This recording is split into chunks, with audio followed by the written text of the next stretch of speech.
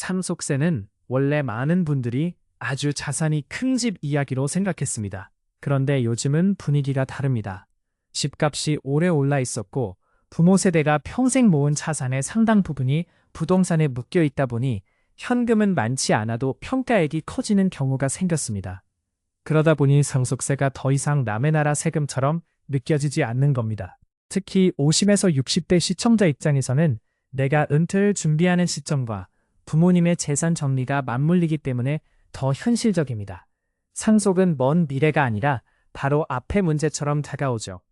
여기에 국회와 정부가 공제와 과세 방식을 다시 손보겠다고 하니 이 논의가 다시 커질 수밖에 없습니다. 결국 핵심은 하나입니다. 지금 제도가 한국의 자산 구조를 제대로 반영하고 있느냐? 한국에서 상속세가 특히 민감한 이유는 자산의 모습이 아주 한국적이기 때문입니다. 많은 가구가 예금보다 집, 땅, 상가 같은 부동산 비중이 큽니다. 문제는 상속세가 부동산을 그대로 넘겼다고 해서 자동으로 편하게 내는 구조가 아니라는 점입니다. 평가액은 높게 잡히는데 실제 남은 현금은 적을 수 있습니다. 그러면 상속인은 세금을 마련하려고 집을 일부 정리하거나 대출을 알아봐야 할 수도 있습니다. 이게 바로 체감 부담입니다. 숫자만 보면 자산이 있으니 내면 되지라고 할 수 있지만 실제 생활에서는 그렇지 않습니다. 오래된 자산이 많고 현금 흐름이 약한 가구일수록 더 그렇습니다.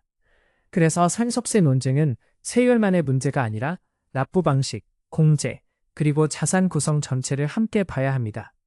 한국 사회에서는 집 한 채가 단순한 거주 공간이 아니라 노후 안전망이기 때문에 이 세금이 더 민감하게 느껴지는 겁니다. 현재 상속세는 기본적으로 유산세 방식에 가깝습니다.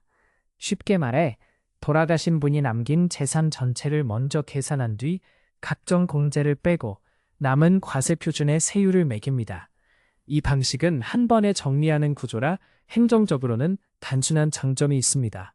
하지만 가족 구성원별 실제 목과 무관하게 전체 재산 기준으로 세금이 정해지기 때문에 상속인이 여러 명이어도 부담 구조가 꽤 무겁게 느껴질 수 있습니다. 여기에 배우자, 자녀, 기타 공제 요건이 복잡하게 얽히면 일반 가게는 더 헷갈립니다. 특히 제도를 자세히 공부하지 않으면 우리 집은 해당 안 되겠지 라고 생각했다가 예상 밖 결과를 보는 경우가 생깁니다. 상속세 논쟁이 길어지는 이유도 여기에 있습니다.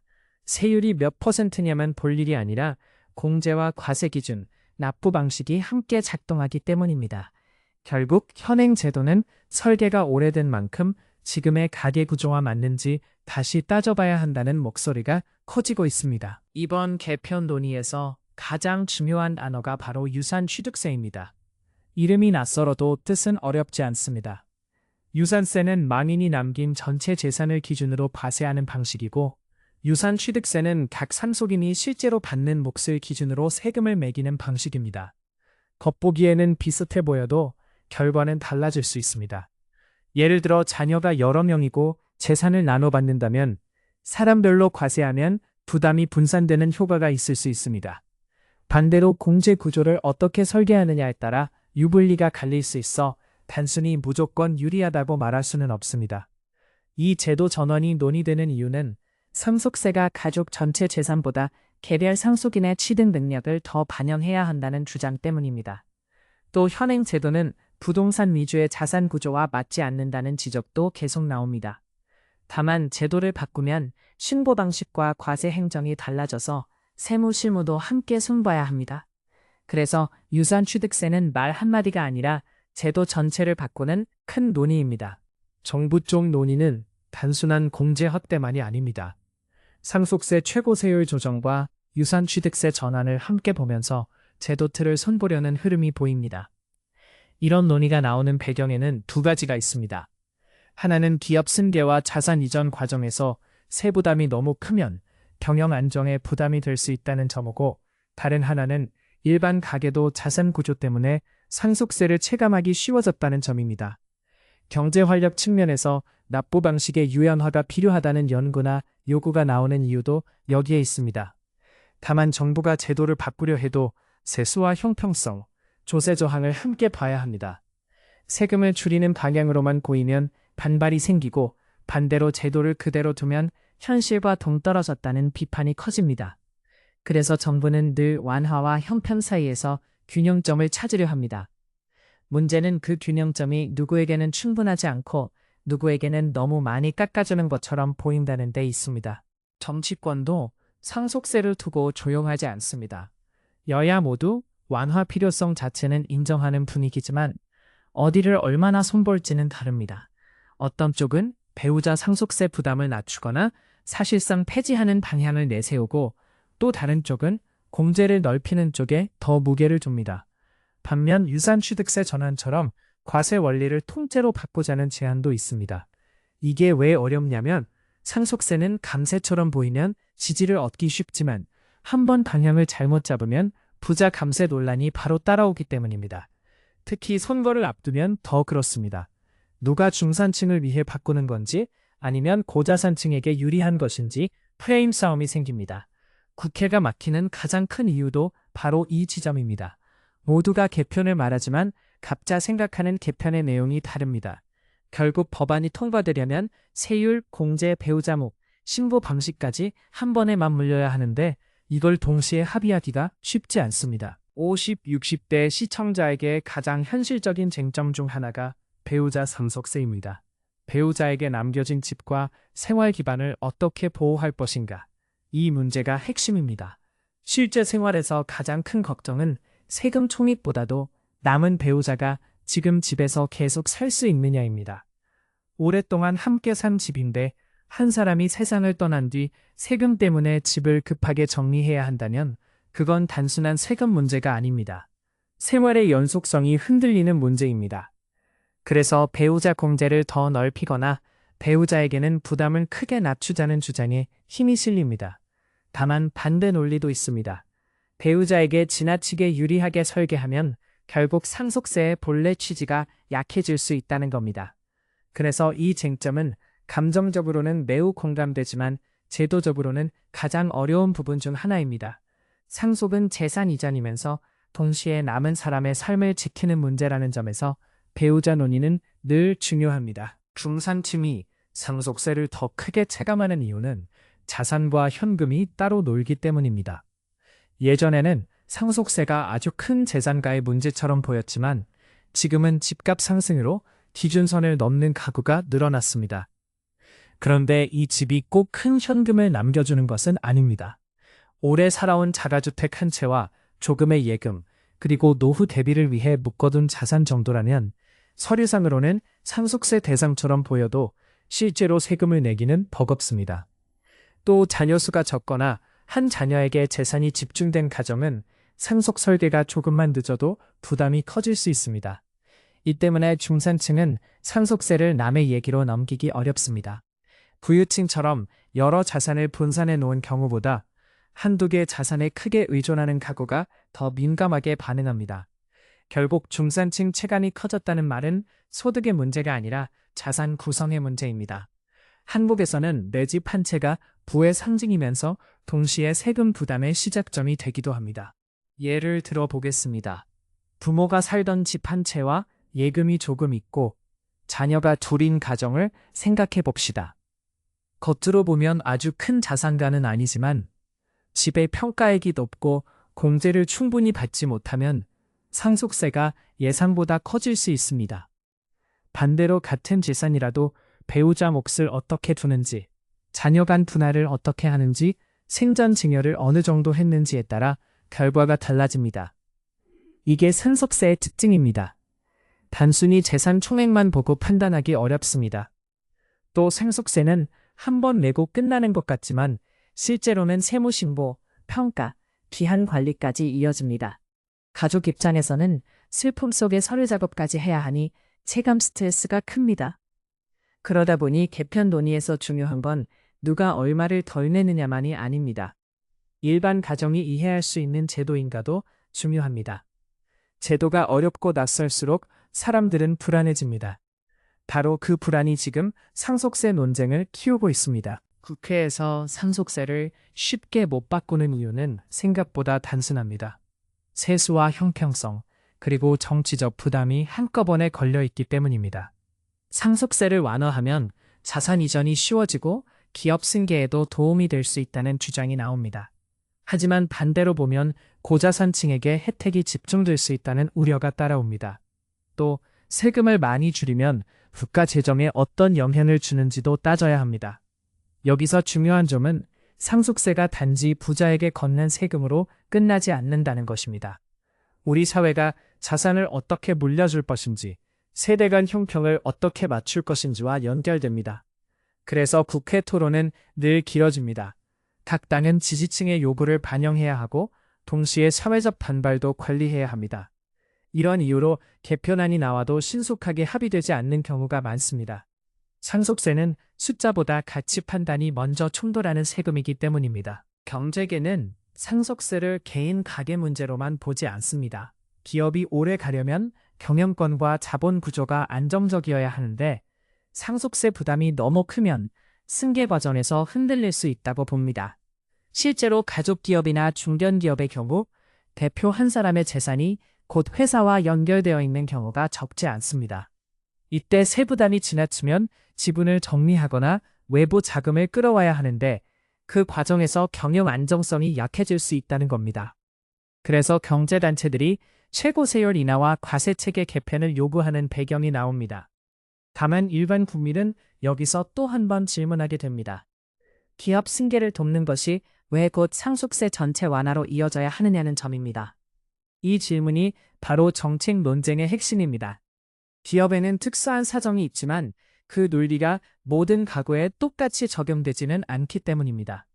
결국 경제계의 요구는 제도 개선의 한 축이지만 그것만으로 국민적 합의를 얻기는 어렵습니다. 이제 시청자 입장에서 무엇을 봐야 하는지 정리해 보겠습니다. 첫째, 공제 확대가 실제로 어느 구간까지 적용되는지 보셔야 합니다. 둘째, 유산세에서 유산취득세로 바뀌는지 아니면 부분 수정에 그치는지 지켜보셔야 합니다. 셋째, 배우자 상속세가 어떻게 다뤄지는지가 중요합니다. 넷째, 납부 방식이 유연해지는지 확인해야 합니다. 현금이 부족한 가구라면 분할 납부나 납부 편의가 체감에 큰 차이를 만듭니다. 다섯째, 부동산 비중이 높은 가구는 평가와 공제 구조가 어떻게 바뀌는지 봐야 합니다. 상속세는 뉴스에서 숫자 몇 개로 끝나는 주제가 아닙니다. 내 집, 내 부모의 자산, 내 가족의 생활 방식과 직접 연결됩니다. 그래서 법안 이름보다 내용이 중요합니다.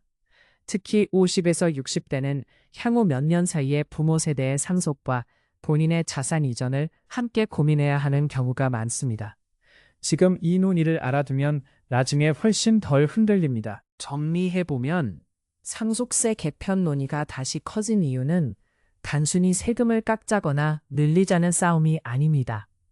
한국 사회의 자산 구조가 바뀌었고 부동산 비중이 높아졌고 고령화로 상속이 더 가까운 문제가 됐기 때문입니다. 그래서 중산층도 상속세를 체감하기 시작했습니다. 정부는 유산취득세 전환과 과세체계 손질을 이야기하고 정치권은 공제 확대와 배우자 부담 완화, 세율 조정 등을 놓고 각기 다른 해법을 내놓고 있습니다. 경제계는 경영 안정과 투자 환경을 이유로 손질을 요구합니다. 하지만 시청자 입장에서는 아주 단순한 질문이 남습니다. 우리 가족에게 이 제도가 실제로 어떻게 작동하느냐, 그리고 남은 배우자와 자녀가 무리 없이 재산을 넘겨받을 수 있느냐입니다. 상속세는 결국 제도 설계의 문제입니다. 현실을 따라가지 못하면 불만이 커지고 현실만 좁아도 형평성 논란이 생깁니다. 그래서 이번 논쟁은 오래갈 가능성이 큽니다. 앞으로 보실 때는 세율보다 공제, 과세 방식, 납부 방식, 배우자 보호 이 네 가지를 중심으로 보시면 됩니다. 많은 분들이 나는 부자도 아닌데 상속세가 왜 걱정이냐라고 생각하십니다. 그런데 현실은 조금 다릅니다. 서울이나 수도권에서 오래 한 집에 사신 분들은 자산의 대부분이 아파트 한 채에 묶여 있는 경우가 많습니다. 여기에 예금이 조금 있고 배우자 공동명의나 다른 부동산이 더해지면 숫자는 생각보다 빨리 커집니다. 문제는 재산이 커졌다는 사실보다 그 재산이 현금이 아니라는 점입니다. 집값은 올랐지만 당장 세금을 내기 위한 돈은 따로 마련해야 하니까요. 그래서 상속세는 자산 규모가 아주 큰 일부만의 이야기가 아니라 집 한 채를 오래 보유한 중산층에게도 현실적인 고민이 됩니다. 특히 자녀가 여러 명이면 누가 집을 받을지, 세금은 어떻게 나눌지를 미리 생각하지 않으면 나중에 가족 간 갈등으로 번질 수 있습니다. 상속세 논의에서 가장 많이 놓치는 부분이 바로 납부 방식입니다. 재산은 대부분 집에 있는데 세금은 현금으로 내야 하니 상속이 시작되는 순간 가족은 얼마를 내느냐보다 어디서 마련하느냐를 먼저 고민하게 됩니다. 예금이 충분하면 상대적으로 덜 복잡하지만 그렇지 않으면 집을 급하게 팔거나 대출을 알아봐야 합니다. 이때 시장 상황이 좋지 않으면 손해를 보고 처분할 수도 있습니다. 정부가 납부 방식 유연화를 말하는 이유도 여기에 있습니다. 한 번에 다 내는 방식만 두면 세금 자체보다 자금 조달이 더 큰 충격이 되기 때문입니다. 50대, 60대 시청자라면 지금이라도 가족의 현금성 자산이 얼마나 되는지, 상속이 발생했을 때 단기간에 마련 가능한 자금이 있는지 점검해둘 필요가 있습니다. 세율보다 더 현실적인 질문은 바로 이것입니다. 상속세는 숫자만 보면 비슷해 보여도 실제 체감은 상속을 받는 사람에 따라 크게 달라집니다. 배우자는 단순히 재산을 받는 사람이 아니라 앞으로 그 집에서 계속 살아가야 하는 사람입니다. 그래서 배우자 상속세 논쟁은 세금을 깎아주느냐 마느냐보다 남은 삶의 주거를 지킬 수 있느냐의 문제로 봐야 합니다. 반면 자녀는 상속을 통해 재산을 나눠받게 되더라도 주거의 연속성보다는 분할과 정리에 더 가까운 상황일 수 있습니다. 가족 구성원이 많을수록 집을 어떻게 나눌지, 누가 실거주를 이어갈지, 다른 자녀에게는 어떤 방식으로 정산할지 복잡해집니다. 그래서 배우자 공제나 유산취득세 전환 논의가 나올 때마다 단순히 세금 혜택으로만 볼 것이 아니라 남은 가족의 생활을 어떻게 보장할지 함께 봐야 합니다. 상속세는 결국 가족의 삶을 흔드는 세금이기 때문입니다. 유산취득세 전환이 자주 언급되는 이유는 계산의 출발점이 바뀌기 때문입니다. 지금은 먼저 전체 재산을 한꺼번에 보고 세금을 계산하는 구조라서 가족 구성이나 실제 분배 방식과 상관없이 세 부담이 커 보일 수 있습니다. 반면 유산취득세는 누가 얼마를 받았는지에 따라 각자의 몫을 기준으로 과세합니다. 그러면 배우자와 자녀의 상황을 더 세밀하게 반영할 수 있다는 장점이 있습니다. 다만 방식이 바뀐다고 해서 세금이 자동으로 줄어드는 것은 아닙니다. 공제 구조, 세율, 신고 절차까지 함께 손봐야 실제 부담이 달라집니다. 시청자 입장에서는 제도가 바뀌면 우리 집에는 어떻게 적용될까를 따져보는 것이 중요합니다. 같은 값이라도 배우자에게 먼저 얼마나 배분하는지, 자녀가 몇 명인지, 다른 금융자산이 있는지에 따라 결과는 꽤 달라질 수 있습니다. 결국 핵심은 제도의 형식이 아니라 생활에 맞는 설계인지입니다. 50대, 60대 시청자분들 가운데는 나는 큰 부자는 아닌데 상속세랑 무슨 상관이 있나 이렇게 생각하시는 분이 많습니다. 그런데 현실은 조금 다릅니다. 오래 사신 집 한 채, 그리고 조금씩 모은 예금이 전부인 가구라도 집값이 높아진 지금은 상속세 이야기를 피하기가 어렵습니다. 문제는 재산의 총액이 커져 보일 수 있다는 점입니다. 평생 살아온 아파트가 여러 억 원으로 평가되면 소득 수준과는 별개로 세금 계산의 출발점이 높아집니다. 특히 자녀가 한 명이든 둘이든 집을 나눠 갖는 방식이 쉽지 않기 때문에 상속세는 곧 어떻게 정리할 것인가의 문제로 이어집니다. 그래서 중산층이 느끼는 체감 부담은 단순히 세율 때문이 아니라 집 한 채가 자산 전체의 대부분을 차지하는 한국의 구조에서 커진다고 볼 수 있습니다. 상속세가 어렵게 느껴지는 가장 큰 이유는 세금이 집에서 바로 나가는 것이 아니기 때문입니다. 재산은 아파트와 토지처럼 묶여 있는데 세금은 정해진 기한 안에 현금으로 내야 합니다. 만약 남은 가족이 당장 큰 돈을 마련하지 못하면 은행 대출을 알아보거나 집 일부를 처분해야 하는 상황까지 갈 수 있습니다. 이 지점에서 많은 분들이 부담을 크게 체감합니다.